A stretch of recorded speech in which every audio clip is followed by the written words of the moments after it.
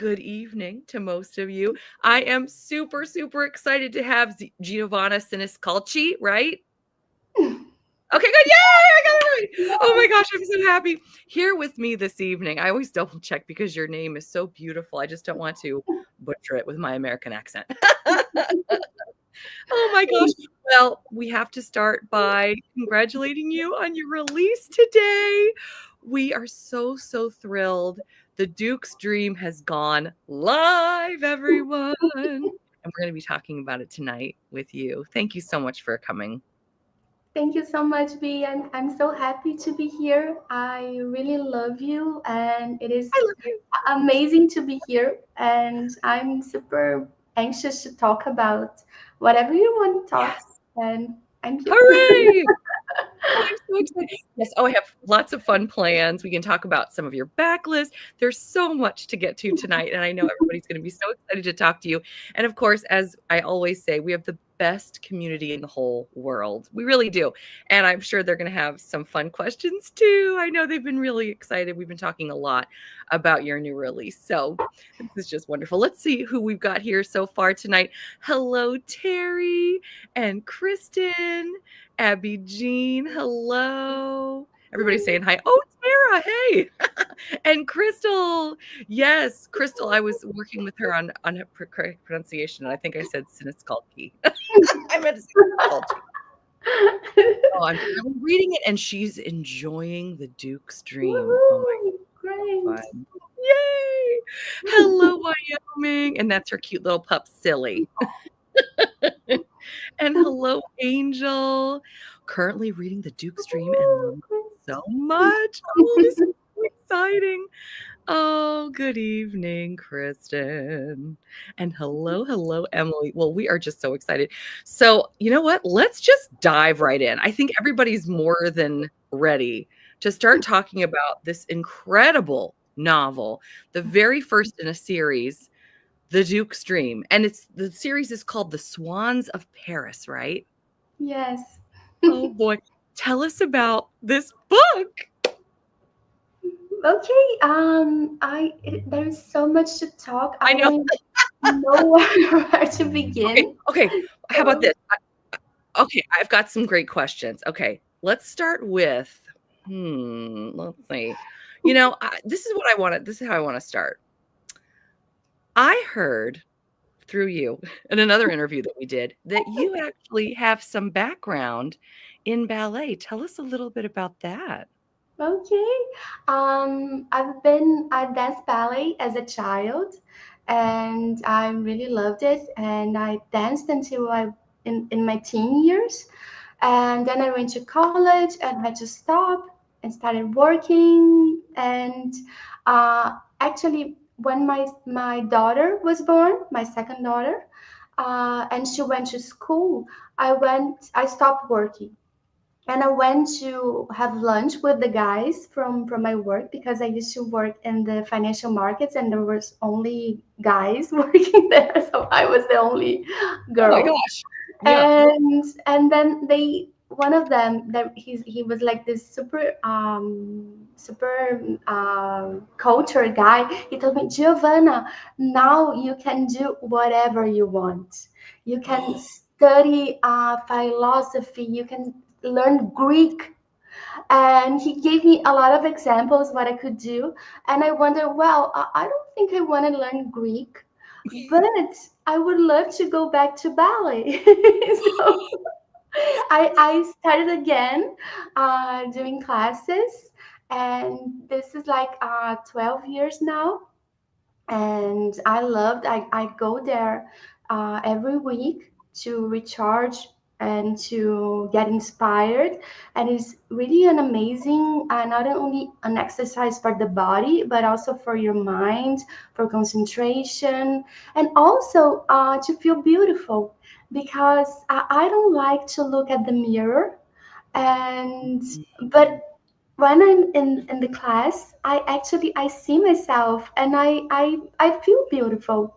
And it is like I think that everyone that does ballet feels the same, because it's something like that appears every time I read a biography of a ballerina and interview a ballet dancer.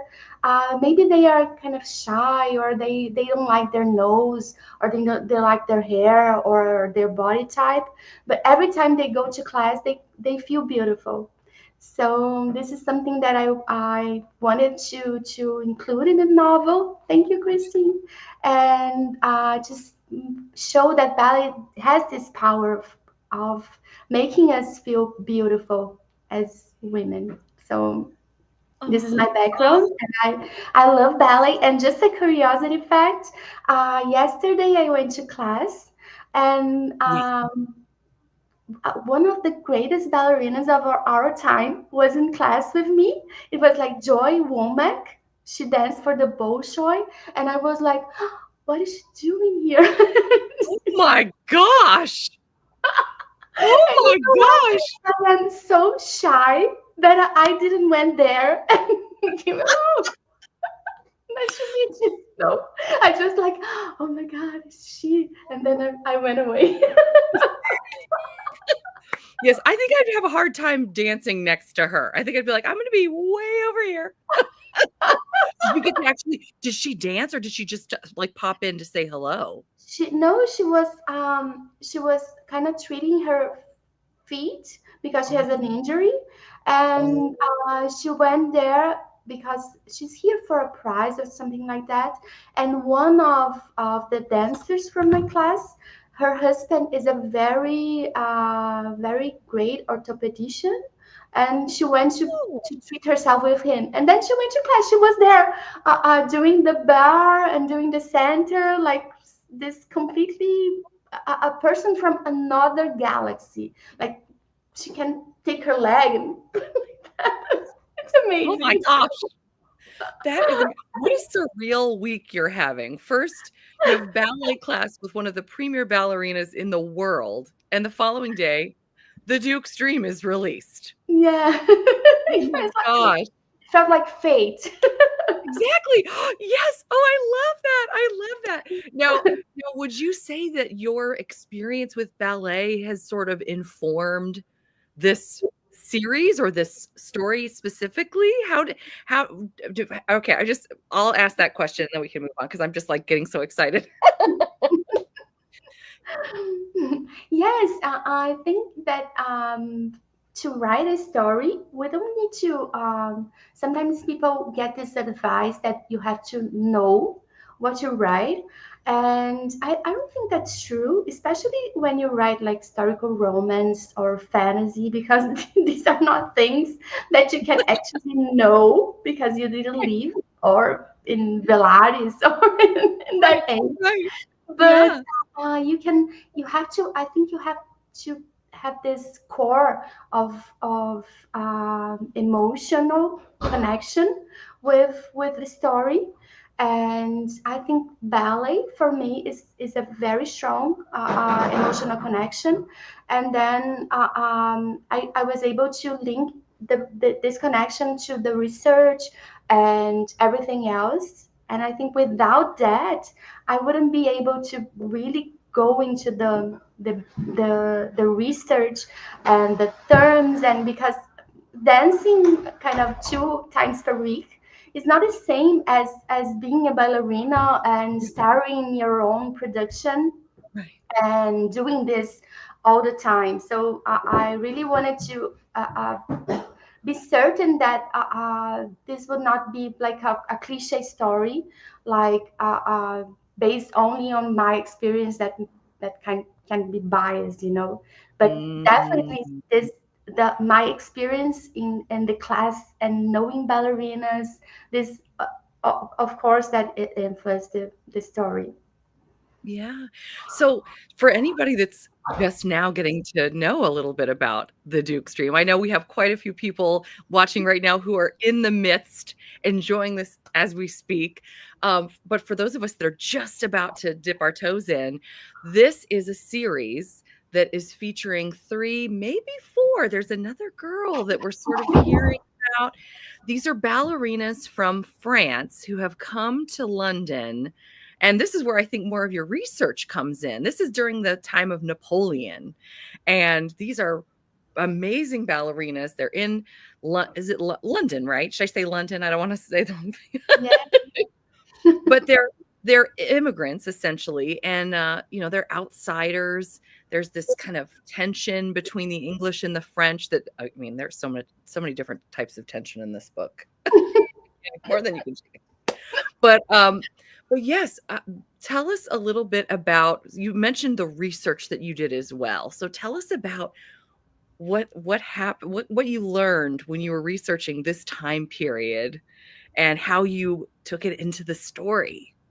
Yeah, I think there is so much, and I feel that research is kind of something that accumulates, and kind of I've been doing so much research since I started writing, and there's like it's like my brain becomes this garden, and every book I read on history or biography or any research, it's kind of like seeds that I plant in my mind, and then as I start imagining the stories, it's kind of grow into these Mm, plants and flowers, and mm, that's how I feel about research.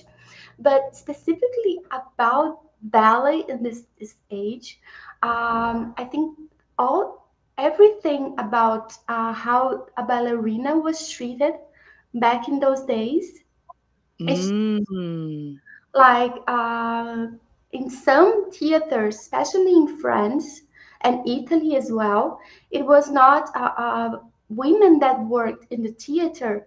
They didn't receive a salary because some of them actually paid to be there because they knew that you would obviously get attention from a rich patron, and you would get your salary from other sources. So this was true, and this kind of was shocking. And also that one thing that happens in the novel that it's one of the catalysts, that is when yes. the director he opens the warming room for the Yes, patron. I was Yes, just thinking about that. Okay, yes, yes, tell us and about this that. is true. And That's actually, Veron, I don't know if I'm able to do that, but I just do. It's kind of use the same name of the person because Veron was one of the directors that did this. He actually was the first to open the warming room to patrons, and it was like this mingling place where the men went to pick up the dancers after the performance. And actually, those details that they eating bonbons and stretching and helping take off costumes, everything really happened. It was like that. I took that description from one dancer from that time, and then she yes, wrote memoirs, and then she wrote, well, how was it? So this is kind yeah, of the research, and there's so much, but yeah. the stage lights and how it felt to perform, and this ability to kind of feel like you're reaching everyone in the audience, and to actually be able to touch everyone and incorporate this persona, but Mm, in one side, and in the other side be completely ignored by the same society because you are a dancer and you are not part of the society. So it is a I think this happens until today. And then you look at this person, and you don't think that there is a woman behind that being that is dancing. It is so different and so filled with light, with movement, and it's almost like music in motion, and mm, music visible, and people kind of disconnected that behind that apparition, there was actually a woman performing and kind of breaking her back, blooding her toes, and actually with feelings, with wants.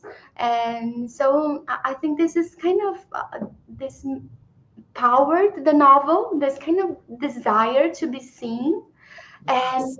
but at the same time wanting to be that apparition in the stage. But it's conflicting, and I think this is kind of the stuff that makes stories, that when you have this conflicting sides, that you want something so badly to be on the stage, and to be there you kind of sometimes you have to shed what you are outside of the stage, but then you actually want to be seen for the woman you are. So it's very very. This is amazing. I love talking to you so much. This is incredible. Oh my gosh. So our heroine in this book, The Duke's Dream, which I keep popping up here so everyone can see the beautiful cover. Helene, is that how you would say her name? Helene? Yeah, yeah. Okay. So she is absolutely embodying what you're describing. She is definitely struggling between being the woman versus being the ballerina. Being, how would you, is it Sylphide? How would you pronounce the name of the ballet? Or It's Sylphide? I think it's last you feed, last you La feed. I Sylphide. think Okay. that is the pronunciation, but And she um, basically becomes this character. yeah. It's amazing. And okay, so to take us into the story even more, we have our hero, William Harcourt, the Duke of Albemarle, who has for roughly a decade been haunted in his dreams by, I'm getting goosebumps as I'm talking, by a sprite. She's beautiful. She is always just out of reach, and she has made him essentially a tortured soul. And then one day he meets her in the flesh, and it's Helene. And I think too, what you were just mentioning about the woman versus the ballerina, he's seen her as a sprite, and is she really real? What's the difference between real and illusion here? He becomes so infatuated with her. I feel like infatuation is not even nearly a good enough word to describe. How would you describe William's feelings toward Helene? Because guys, buckle up. I Playing. think I think it starts at this as this strong obsession for her, and I it was like, um, can I talk about what inspired him as this? Please. Yes, absolutely. So it was when I was researching about the period, one strong influence during the Regency was the Romantic movement, and one of the greatest writers of this movement was Chateaubriand. He was a French writer, and Oh, he was only romantic. He was like the epitome of a romantic guy because he only yes. wanted feelings, and he dreamed of this woman who since he was like a child, and he was haunted by her. He couldn't eat, and he kind of he searched for her, and this is kind of what inspires me. But he was already a very romantic guy. He kind of he created the romantic movement, so he was all about feelings. But I thought, what about if the opposite of this guy started having these dreams? Because a duke in England in that time, he was like he had to be stoic. He had to be Yes. like this all control and no changes. And in fact, these guys, they were fighting changes, fighting feelings, fighting Mm, everything that could even be close to what was the revolution in France. So what if this guy had started to have this kinds of dreams? yes. And then that's how he started this kind of this well, I have this incredible stoic guy, and he's having these dreams, and he can't sleep, he can't concentrate, and this is affecting his life. And what if suddenly he saw this woman, what would he do, and how would he react? And so this is kind of was the driving engine behind William and how he behaved. And I love writing him, because when I write, I enter inside the character, and it is strange to talk. I'm writing about him, because every time I'm writing, and I think I'm writing in him, because I put myself in his shoes and I'm writing Yes. in character, and Yes. I can feel the struggle and this conflict about wanting to preserve the status quo and everything as it is, his legacy and everything, and then seeing this woman and wanting to finally be able to touch her and to spend the night that you did you ever dream totally leaving the subject, but I don't know about you, but sometimes I'm dreaming something so good that I wake up and like, oh my god, why did I wake up? Yes. Why? I was dreaming and I tried to remember exactly what I was dreaming about.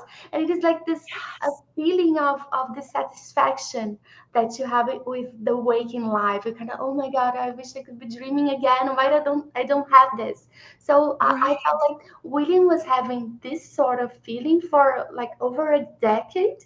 And then suddenly he sees this woman and he is extremely powerful and rich. Nothing is out of his reach except Right. her. So now it kind of the race is on. he he Except wants her. her. Yes, it was fun to write him because at the same time he had these moments like he was so self realized that he knew what was happening.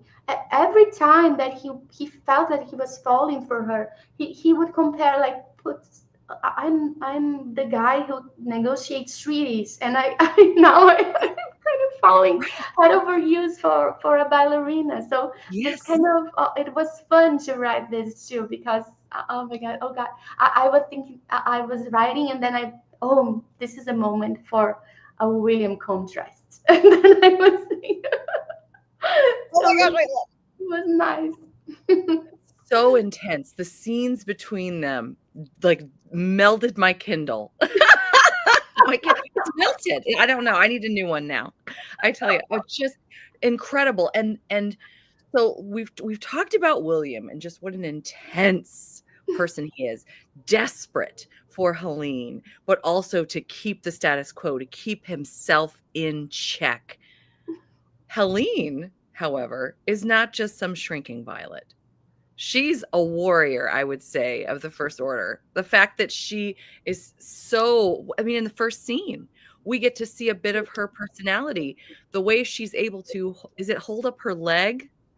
Like I mean, the exercises that she does to achieve perfection, she is tough and she's fierce. Tell us a little bit more about your prima ballerina.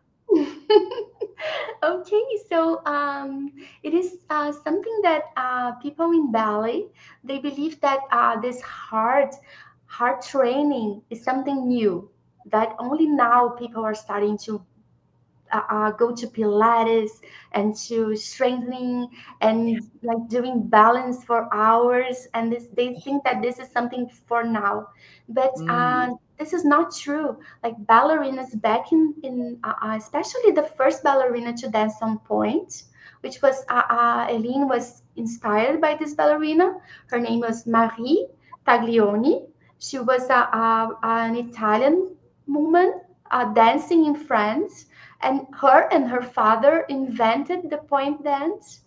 And in order to but she didn't have like this the ballet shoes that we have today that are filled with cardboard and stiff. She oh had to yeah. balance really on her toes, and to achieve that she did like exercises that would scare today's ballerinas. Oh and goodness. and that's why I wanted to increase. add this routines that she had, that she really exercises and she really concentrated, and sometimes she had to make hard decisions, that she wouldn't go out with her friends because she wanted to stay inside and rehearse. And so this is her core strength and how she really wants this. And I think she was also super fun to write. And because I think she has this quirky way of comparing things, and I love that. I love that she kind of felt herself this thing that is in change, in flux all the time. Because while William believed that he was like this unable to change, this stoic person, she was always changing. Sometimes she felt like a giantess. Others she felt like an old broom and a champagne atop a service tray. She was always changing and always adapting to the situation. So it was really, in a sense, the complete opposite from William, and Yes. actually what each other needed to balance each other. So it was really fun. I love writing this complete opposites, but that are actually like yin and yang, that they need each other to balance. So it's Yes. one of the great things about building characters and putting them together. I always try to start with what could be complete opposites in this case.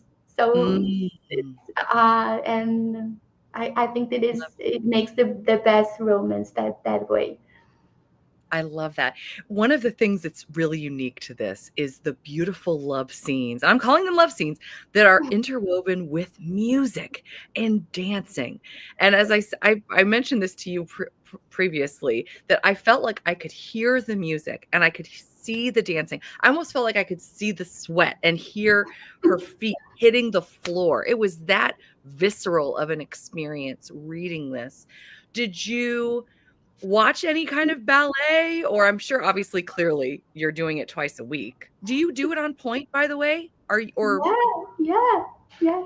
my I gosh. once before the quarantine, I was like this obsessed with ballet, and I went every day, and I even danced a pas de deux with a ballet that is called Sleeping Beauty, and it is by Tchaikovsky's music. And I danced, and it was like one of the greatest experience of my life, because it is. I don't think nothing compares in terms of romance than Mm, being on point and paraded around the stage. So it was really amazing. And but this it is what is makes it so unique. Oh, I'm sorry. I didn't mean to yeah. interrupt. It's just that, you can feel that. I think as a reader, you can feel that you're writing from experience. Yeah, Just but it was really, really hard to make, and that's why I'm so happy that you felt that you could see the scenes and yes. hear the music, because that's not how it began. Because I sent it to a friend after I finished like the third draft, and she say, "Gio, I can see it. I never danced, and I simply cannot see it." And Oh. I kind of I'm at first I saying no, it is just because she never danced. But then I thought that no, I want people to see it. No matter if they danced or not, I wanted everybody who reads the novel to want to be able to see and imagine the movement.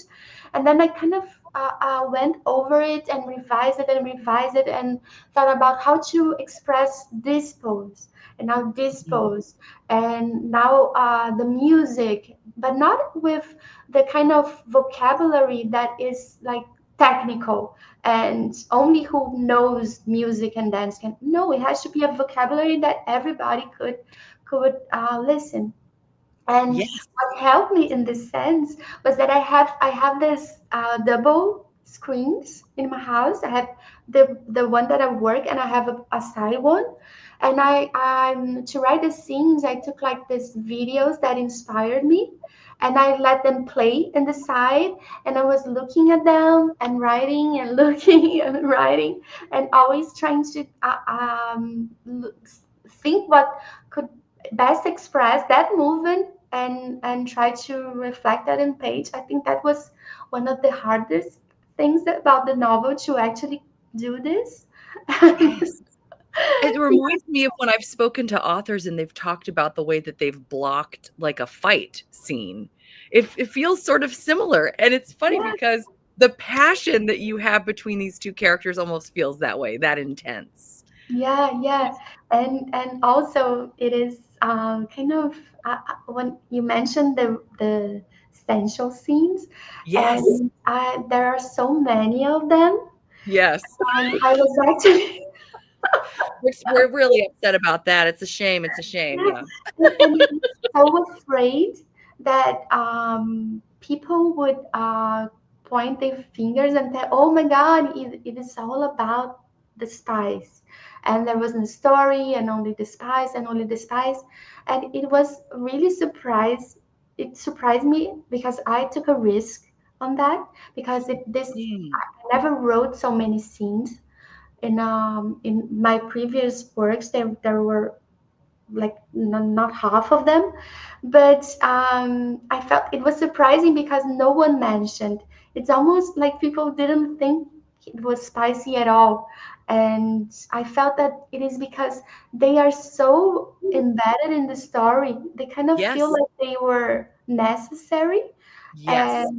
and it was like almost like the characters needed that in order to grow, otherwise they would be stuck. So it Yes. was really a surprise, and I loved it because that was my goal. Yeah. And I love that. I mean, that was a way to play out the intensity, to play out the passion between the two of them.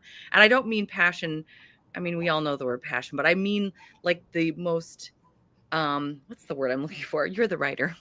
But like when I say passion, I mean just like intense, the most pure meaning of that word possible. Just the again, I'm going to use visceral because I love that. But it really furthered the plot and it really felt authentic to the characters and their journey each time. Yes, is it very spicy? Yes. But it never felt like, oh, she's putting a scene in here for no reason, just to put a scene. Never did I feel that way. And sometimes for me, and these guys know me, sometimes I'm like, it was too spicy. And I didn't feel that way. I agree with everything you just said in terms of what other readers had said as well. It was needed. It was needed the way that William needed Helene. You know? Oh my gosh. I just love it. I love it so much. Oh my gosh. Let's see. Um, now I want to talk about would you say okay, I'm looking at my little things here. I don't want to forget anything. I believe that this is going to be a 4-book set. Is that accurate or no? How many books are planned in this yeah, series? I'm already finishing the first draft for book two, and this story will be yeah. I saw it on Amazon. I was like, "Oh my gosh, it's already I can see it. Oh, I'm so excited." Yes. Now we don't have to go too much into this because I know this is about release date, which is, today is release day for the Duke stream. But if Yeah, you feel comfortable giving us a little sneak peek, I yeah. don't think anybody would be disappointed. It is about Celeste, and this kind of I'm loving the story because while Eileen was this grounded character, and she wanted to be she kind of this they all have this passion for Shakespeare, but Yes. Elaine kind of wants to grow out of that. Yeah. She through the novel she is always recurring, always mentioning Shakespeare, but it's almost like don't I wanted to grow out of this, but it's still very important to me, so I'm still using it. But Yeah. Celeste is like it's her life. Kind of Yes. shit is her life because she went through this trauma when she was a teenager, and it was actually inspired by something that really happened, and it is a very sad story, but in her case, it was not that sad because there was no physical violence. Only That's it was is bad, but it was not physical.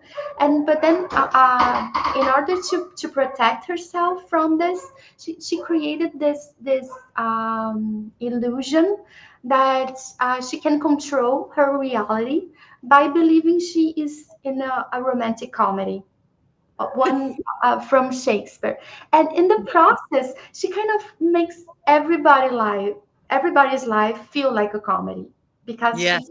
she has that energy, and then I put her together with this general who is he kind of he lives his life as if he's in a regiment and during the Napoleonic Wars, because Mm, it is super interesting that I think that few people know that during this time and before, it was a costume for aristocrats to have their own regiments. So they had like 1,500 soldiers that they financed the uniforms and the guns and also the horses. And when was time to go to campaign, or they passed the leadership to someone else if they are too old or couldn't, or they went themselves to war leading those guys. And it is wow.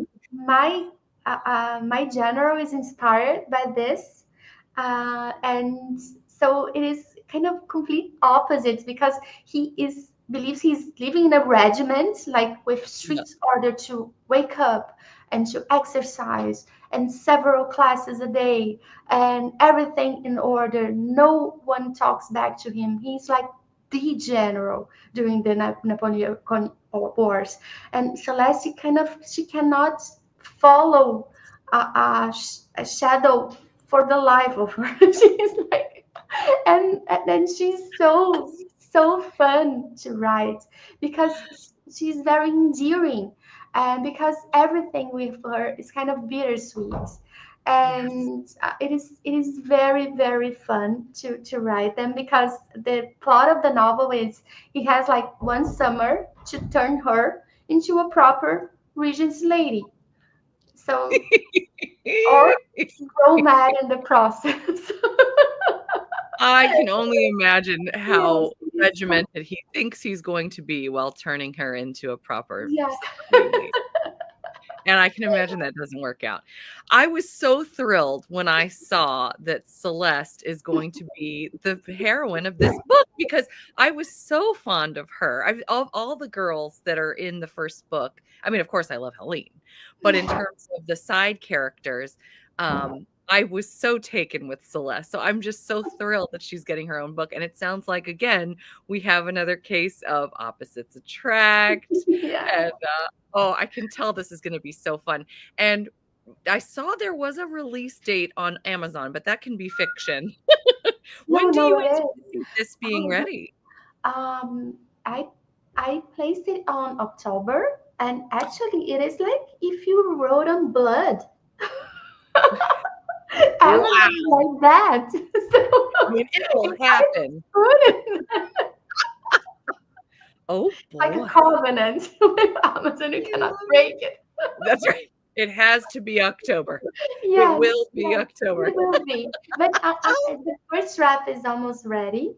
And so I think it's feasible because I've been working on this for this, I don't know, 4 months. So I think it's doable. I hope so. Otherwise, Yay! Well, I I know that think you're gonna have it's readers honor from here. you're gonna have readers chomping at the bit to read the next book in this series, I'm telling you. When I saw I can't I was squealing when I saw that the second book was on Amazon when I was looking. Very, very excited. And let me actually, I think I made a slide. There we are. They're just so beautiful. And how has your experience differed in the writing of these two? I mean, the first one is very, very intense. Does the second one have the same type of vibes? Or because Celeste is such a different heroine, is it more um not ethereal? What's a good word? I'll let you say the word since I you're a writer. it is not as intense, Okay. and it is has a lot of humor, a I lot, can't wait. a lot. You are so funny. When I read your Wanton Wallflowers stories, which we're gonna be talking about in just a moment, guys, by the way, I cannot wait. You are one of the funniest. Do people just talk? I mean, do they tell you all day long how funny you are when you're in conversation with people in your regular life? No, because I am so shy that I cannot make a joke for the life of me. Oh, But well, in writing, it is like different. It is like I'm another person. I love it. Well, the readers are all better for that. So thank you. Can I share one character that is super fun Yeah. from this new novel? Because every time I'm writing about her, I kind of I have to take breaks because I laugh so hard because it is most of this book is based on um. Oh, sorry. I Thank don't mean to. you, thank Sorry, I you, don't want. Lily. You're like, what is that? I love it. And most of the characters, most of the plot devices in The General's Gift is inspired by something from Shakespeare. So you have like mistaken identities and the bad tricks and several fun things that Shakespeare did to create conflict. So we will have those. And also, I wanted to do for Celeste's maid because now she's a lady. She became a heiress and she needs a lady. But her lady, I wanted to do like this super fun character. And I was thinking, but how can I do her super fun and something that people will laugh? And then I was reading at the time, I was reading oh my god, I'm sorry. What is the play? I was reading one of Shakespeare's play with Isabella, and I don't know. I don't remember the name, but it has like this character that she is a nun, and Oh. she is kind of the object of obsession from the one of the characters, and Oh. he tries to do everything to take her to bed. And The but she nun? the nun, she's a nun. But Shakespeare wrote her, in a sense, a few of her dialogues where that she seemed like she talked things like, "Oh, I won't lay in the bed, and I won't measure for measure." Thank Yay, you, Abby Jean! thank you, I love Ali. it. Yay, Thank Abby Jean! Yay! and a few of her monologues are kind of contradictory because she was speaking about chains and being naked, while also saying that she would never do that. Right. And then I thought, what if my mate was like this super prudish, but at the same time, everything she speaks is completely obscene.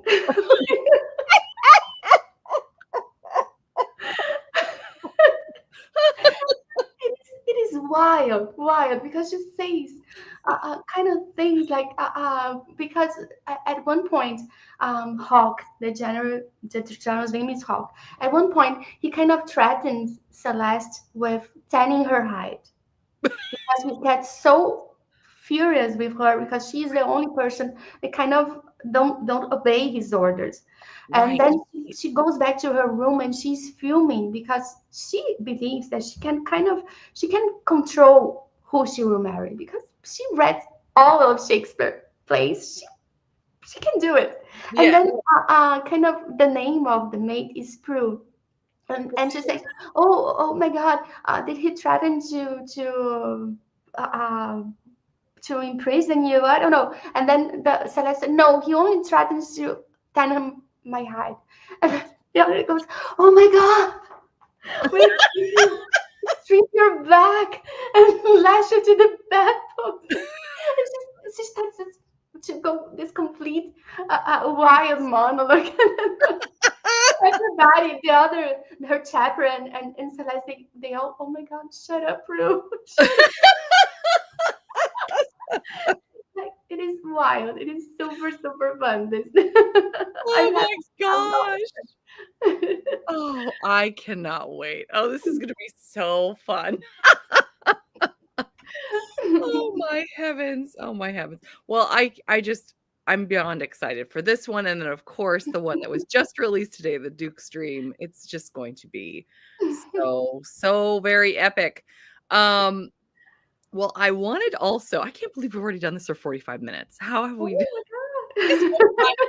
super fast. Okay, I said I wasn't gonna keep you over an hour. I'm gonna have to keep you over an hour if that's okay with you, because we haven't even talked about one of my other favorite things. Let me remove this because I don't wanna give everybody whiplash with my millions of slides.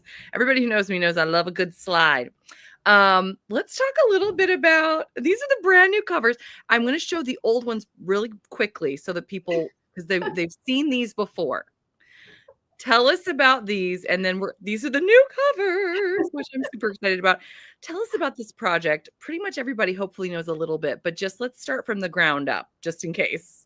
Okay, so I think in December, Nikki Pascarella, she started this Facebook group called the Wanton Wallflowers, and Yeah. she invited me to participate, and I started there, and I wanted to do something weekly, some weekly posts Yes. where we could Oh, I don't that's know, fun. where we could engage with the readers and have fun.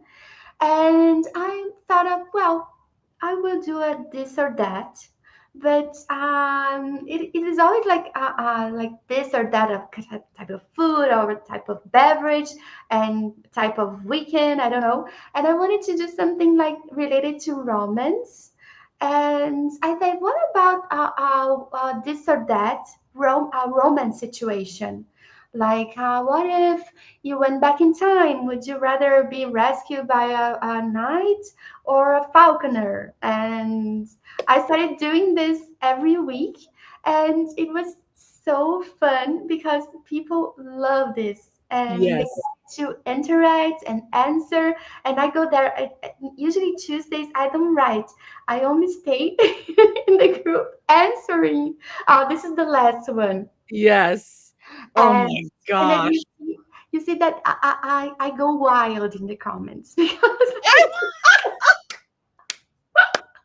I sometimes I'm going wild in the comments, and then I kind of walk, see if someone's coming to arrest me because I feel like, oh my God, a person having this much fun, it has to be illegal. Somebody's going to arrest me anytime. And then, so I started doing that, and I thought, what? But to do these situations, I need a character. I cannot do like this without imagining somebody in this situation. And then, well, there is the Wanton Wallflower. She's actually the person in the group, and the Wanton Wallflower is actually us because I think everybody has a little bit of wallflower inside us, and you're shy. You think about your obligations. You don't want to do that because it is not considerate, and Right. so forth. But you also is a little bit wanton, and you are reading romance, and you want to experience all this. And I thought this is my character. She is wanton and wallflower. So in everything she does, she has this main dimension, wanton and wallflower. Yes. It's, Yes. and then and I started posting about her in the group, and then I thought, wow, but this is so fun. And it was actually the first one. It was with the grenadier, and This looks beautiful. I'm This is telling kind of you. the fruit of my obsession with Napoleonic Wars. So this is Oh, the. I love it. I love it so much. I thought, oh my God, why don't I write this story? And it is there. It is. We already have this situation, and what happens? It is just a matter of writing it. And then I Yes. talked to Nikki, and I thought, Nikki, what do you think? Is it too crazy this idea? And she, no, it is super fun. Go for it. Oh, I love Nikki. I started writing, and I don't know. I think I will do this every month.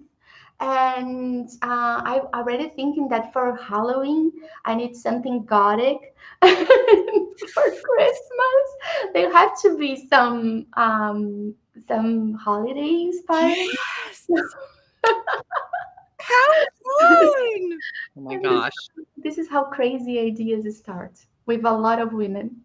I think I need that on a shirt or a pillow. Yeah. Oh my gosh, I love it so much. I love it so much. So, okay, you've got 4 out so far, and the exciting news is now well, tell us your exciting news about this. Oh, and these covers I made them because I put all this the novel novellas like the short stories. They are super fast and on Amazon, Yes! and I'll be donating the profit for a charity that takes care of girls because I thought that kind of it is liberating to have a character that is a woman and she's kind of sowing her wild oats Mhm. and this is no simpering miss. She's traveling, she's having fun, and Yeah. she's not guilty about it. So Yeah. why not kind of revert any profit for an organization that helps women to be more themselves? And that's it. I So love it. the first one will be out. I think it is in June because I've already written them and I have already the Casanova and All Night Long that you read it and it was just so amazing. Oh, that was so fun. Oh my It gosh. was so fun. And Yes. All Night Long is Yep. ready. So it is, and also the other two. And Yes. so I put them on Amazon so people Yes. would have can read it, and they are on Kindle Unlimited. And but what I need for this project to take off is Yes. people who are willing to read them and review them because otherwise they kind of will go like in this Amazon ocean right in the bottom. Nobody will ever see them and it is like nothing really much to it because this is the this Wanton secret shelf. It is like I will send them every month, and all the person has to do is kind of give a rating or just a one liner of a review. Super simple because the stories are simple and short, and nobody wants like an essay on them. So it is just to have fun and Yes. kind of write like I loved it, I hate it, or I had fun, and just like that.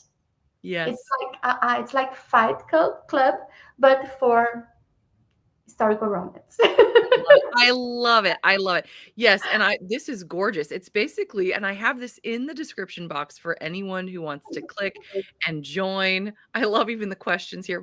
What shall I call you as you faint gracefully across the chase? Where shall we send the stories you'll pretend not to read in public? We promise to use your email only for the ARC delivery and mild scandal. They're all, I mean, oh my gosh, I just love it so much. These are so super. I mean, I was having so much fun just reading the sign up form. But I just love that this is going to be helping young women, the proceeds. I mean, what a generous, beautiful heart you have. Not that I had any doubt, but I mean, just further proof that you just, I mean, I'm just so thrilled that this is something that's going to bring so many people joy, and it's even doing good for people all across the world, which is just so exciting. So very exciting. So we encourage you definitely to join the Secret Shelf, leave even a one sentence review, get ready to have fun and help people. I just love it. I love it so much. Yummy. Oh my heavens. Okay, so let's see. I'm trying to think if there's anyone that is in the comments that wants to ask a question and you haven't had a chance yet, feel free to pop in with something in the chat. Giovanna, what else would you like to talk about tonight? I want to make sure that we make this the most fruitful experience for you. I want to leave no stone unturned. What am I forgetting? What do we need to say before we say goodnight? I, I don't know. I think it is so wonderful to write these stories, and I think it is a,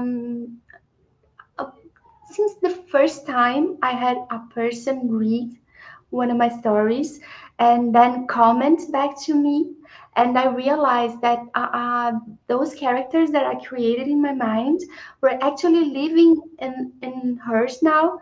It was like shocking. It was something like I finished talking. It was actually my mentor. She read, and we spoke on the phone, and she was like, "Oh, Giovanna, I love that," and she was speaking about the characters and how she loved one and hated the other, and then I remember hanging up and going to the kitchen and starting to cry because it was so amazing that those characters were actually in her mind, and she had opinions about them, and she created this relationship of love and hate with them, and it was so special, and it is overwhelming, and I think this feeling is alive in me every time I launch a new novel, every time someone reviews the novel and comments about it. It's a magic actually to have this connection and to see the characters in others' minds. It's something that we create from thin air, and it's very beautiful, and I loved it, and I'm very grateful to you and to everyone who is watching us and reading. It is amazing. I love it. I love it. The way that you describe creating and the way that sort of the reader works with the writer to create this world and these characters, and as you said, to have interactions with them in your mind, how powerful. I see that Gloria is watching us now, and Yes, yes. Erica, and actually she was the one that told me to write more steam into my novel. So she, She did. so that I love this. I love this connection because we are always sharing and things that they actually said. I want to see more from Celeste and from Roderick, and then I start to think, okay, so Roderick, what can we say about him, and how can we shape his story? Because this is kind of a two-way process, and I don't want it to be anything else because this is kind of what fuels me, my writing and Mm, my creativity, and I mm. love it so much. Oh, well, I see that's a common thread between you. You said that you designed these covers, correct? Yeah. Let me go to this is the one I want. You'd have, I mean, between the dancing and the cover design, the writing, is there anything else that you do that allows you to let your creative juices flow? I just have to know. I just have to know. I have a lot of free time. Nothing can possibly be true. And no, and no, I don't know how to say this, but I am quite obsessed. You're passionate. Don't tell my husband.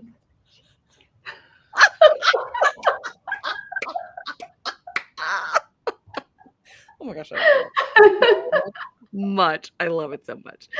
Oh gosh. So fun. Terry has a question. Would you like to write about an Italian sometime? I would buy any story set in Italy. Yes, I think it is amazing. Italy loved it. And yeah, I've been reading for a long time Casanova's biography, and I loved getting to know more about Italy during those days of the Renaissance and also the end of the 18th century, and Yes. it is so rich. I definitely see myself writing about them and how the Italian has this amazing character, amazing personality, and why not? I would love to do that. It is, I Yes. think we need more romance set outside of England, and why not Italy? It would be great. Thanks for Abs- suggesting. yeah, absolutely. And Abigine has a great question that I'm definitely going to get to in just a moment. But I don't know. What about like, how about some romances set in Portugal? That would be neat. Would you ever consider doing that? Yeah, there they are. I know I'm not gonna ask you to tell us all of the things as much as I want to, because I know we've talked about this before. But anyone who's watching who is not aware of this insanely amazing series, can you give us a little gist of what this is? I love it so much. Tell us a little bit about this is her other Yeah, series, by the way, guys, if you couldn't figure that out. I think it is. I love this because it was actually because of Portugal that I began being writing. Because I was traveling in Portugal and I saw this. I was visiting a vineyard and I saw this black and white painting of a Portuguese woman and an English man, and I thought, wow, there must be a historical romance here. And I came back to my home with that in my mind. And then came the quarantine, and I thought, oh, I think I want to write about that. And now I have the time. So Yeah. I began researching about it, and I fell in love with. I was already in love with the country because it is just so beautiful, and everything is great in Portugal. The people, the history, and the traditions. It is such a rich culture, and very few people know about it. So I started researching about the history, about wine, and I love wine. So I have this other passion, love wine, and I started writing about it. And then I realized that oh my god, I know nothing about writing. It is just not something that you begin doing without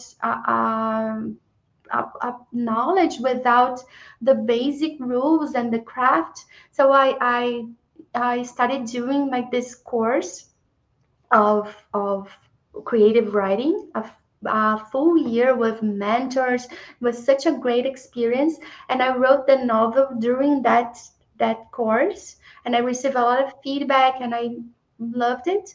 And then I just continued writing because exactly I wrote the first one, and it was about this the Portuguese woman that she's a winemaker, and she's inspired by a real character, a real personage from Portugal, and the Englishman that he's also inspired by another Englishman that lived in Portugal.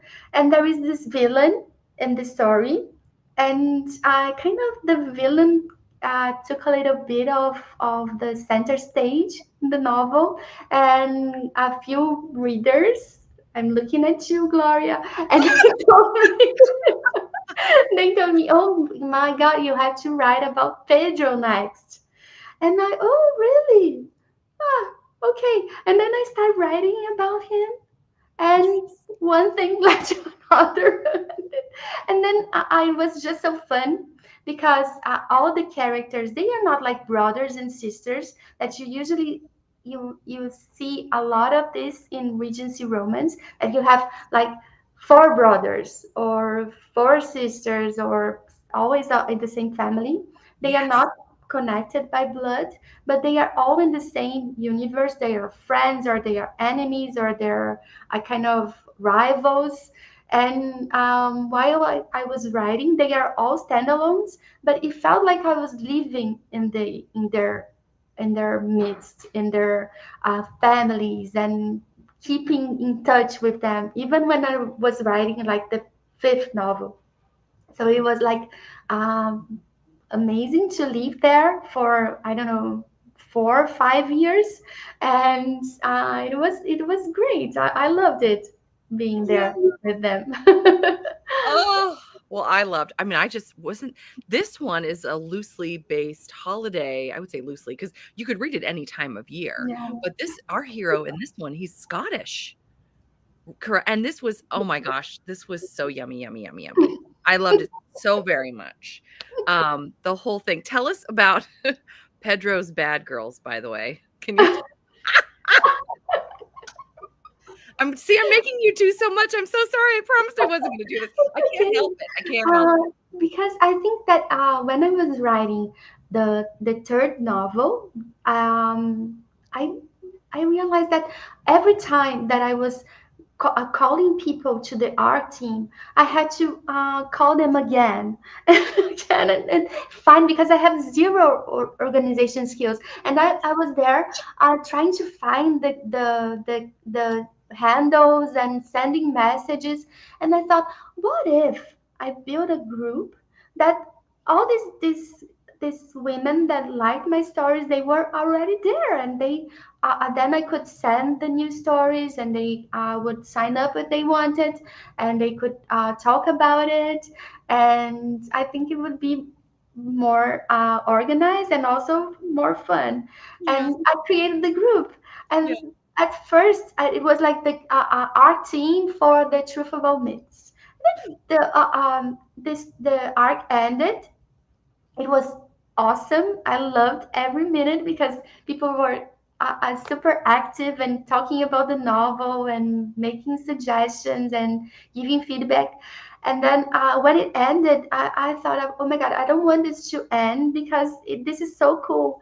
And I thought, but it cannot be, it is no longer the arc for the Truth About Myths. It has to be something else. And I asked them what they wanted to do. And they decided to call themselves that name. So Pedro's Bad Girls. yeah. Yes. I love it so much. I love it. Oh my gosh. I just love that story. Thank you for telling it again because I just love that story. How much fun. I And love sometimes I have to say that sometimes he makes appearances in the group, all of them, and sometimes it just he it's like a possession kind of thing, and he says things. I never control it, so I that's cannot be held fantastic. responsible for that. That's no, yeah, you it's not about you. Yeah. It's up to him. I love it. I love it so much. I love it. Oh my gosh, so fun. I'm so glad we got to talk about this too. Okay, Abby Jean asked a super great question. Is there a particular ballet that you recommend that we watch? They are just so great, and I think that there are two great phases in ballet, and the first that you can watch because it is repeated every time is like the ballets from Petit Pas and Tchaikovsky. So they are the our Sleeping Beauty and the Swan Lake and the Nutcracker, and this kind of very traditional, very romantic, very tutu-like, and they are just gorgeous, and the music is Mhm. great, and everybody does them. Like in every city that there is a ballet, chances are that they are performing one of these grand ballets, and yeah, and also there are something more modern. There's the ballets from Balanchine. That is something more Mm. American, and they are more. They have music by Stravinsky, and they're much more intense and kind of less of a story and more movement. So they are gorgeous also. And but if you want, I think La Sylphide, which is the ballet from the novel, which Yes, the yes, novel inspired. This is a yes. gorgeous ballet. It has everything. It has like this forbidden love story between a Scottish laird and this fairy, this sylph.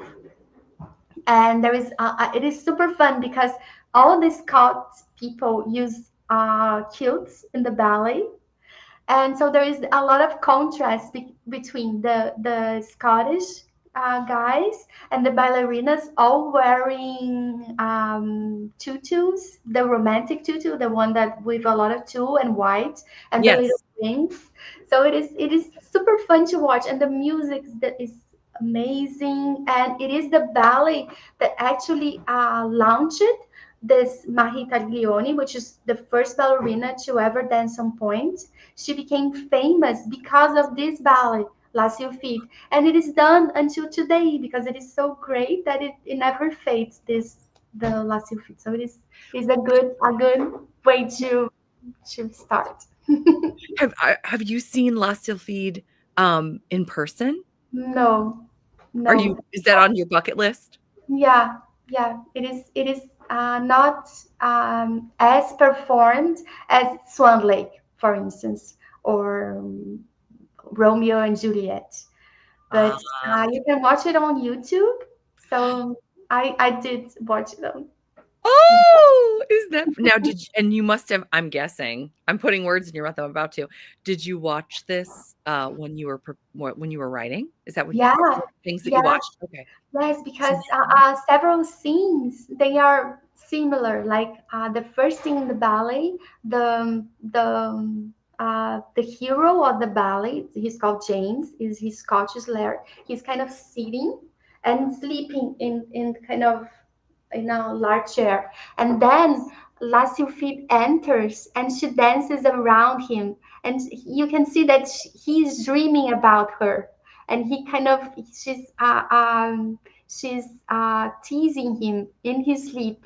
And then he wakes and he tries to get it. And she escapes from him and goes up the chimney. So it is it's such a cute scene, and yeah.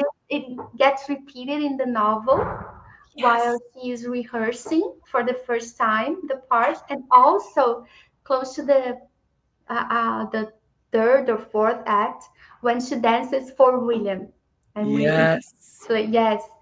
Oh, I just love it. Oh, I just love it. And I love that Abby Jean has been able to take us back full circle to what we were so thrilled to be talking about tonight, which is the fact that today is release day for this incredible novel, The Duke's Dream.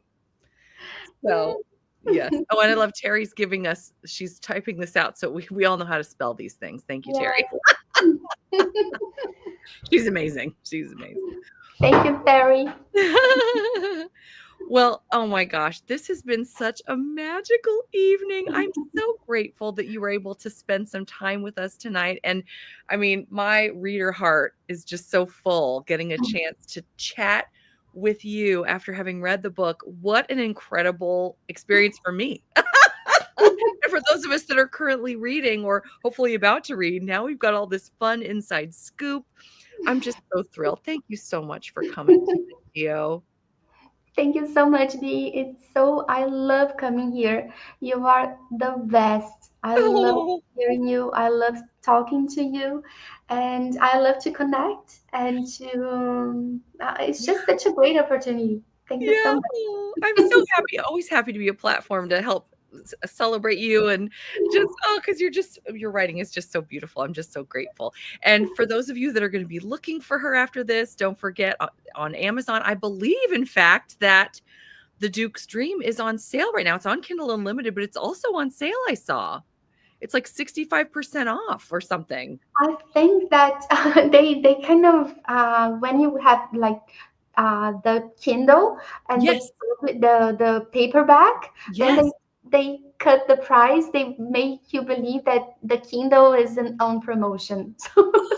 Oh, okay. I see. So Interesting, interesting. it's very Well, I hope that everyone is going to be able to read and enjoy this if you haven't already. That also you can join the Wanton Wallflower Facebook group, and the Wanton Secret Shelf. Everything is linked in my description box, just for easy click, click, click, and then you can have all the geo fun. She's amazing. She's amazing. I'm so grateful. Oh my gosh, magical for sure, says Abby Jean. Thank you, Geo and B. Thank you, Abby Jean. Thank you, Can't wait to everyone. start reading. I know. I know. Yes, thank you. Well, with that, we will say goodnight and look forward to reading, enjoying, and talking to Gio in the future. Thank you again for spending the evening Thank with you, us. everyone. Thank you so much. Oh, Terry. Oh, she said Wow. now. I love it. Good night, everyone. We'll see you next time. Bye. Bye. See you.